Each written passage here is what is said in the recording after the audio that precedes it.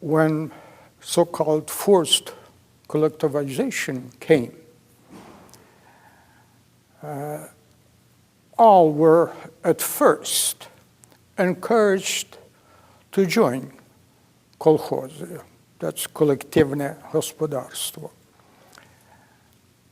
But those who did not want to join, they were told as long as they fulfilled the quotas imposed by the government, they can stay as individual farmers.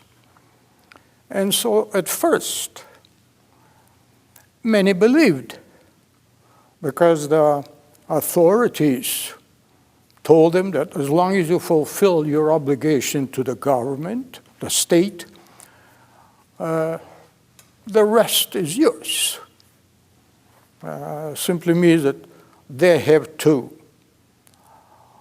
submit so much of wheat, so much of potatoes, so much of meat, pigs, poultry, cows, etc., etc. And whatever is left, it'll be sufficient for them to stay alive. But that was at the beginning. So in 1931, the quotas were increased to the point that if you fulfill the quotas of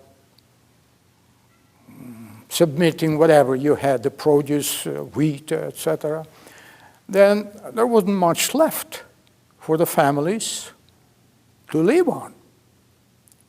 When the people have fulfilled the first quotas, compulsory quotas, the government imposed the second quotas in a matter of 2 or 3 months, which the people and kolkhozs were unable to fulfill. They just didn't have enough.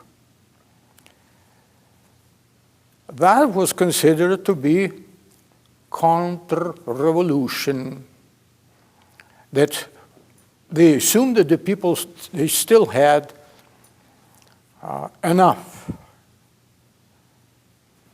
of food to fulfill the second quotas. Well, since people were not fulfilling, the government formed so-called brigades. They used to call them 25,000s that were trained, armed, and sent to the villages, including ours, and I'm talking all about our village,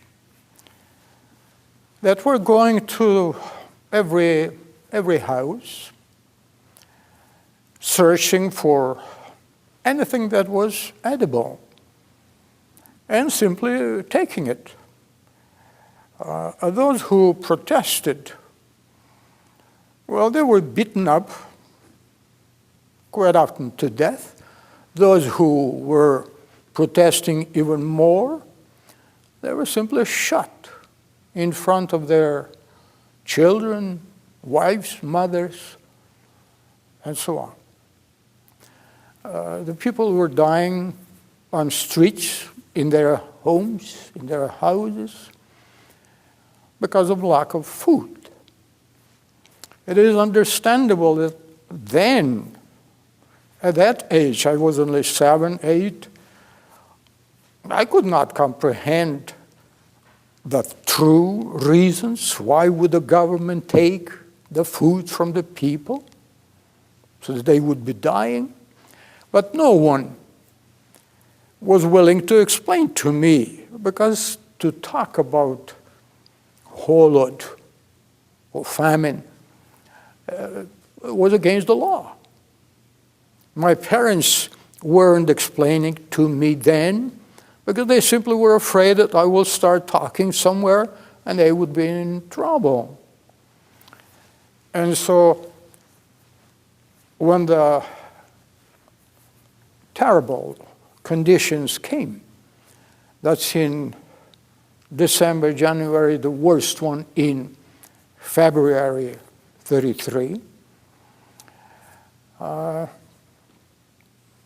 were a lot of people that have died. Every morning, the wagon,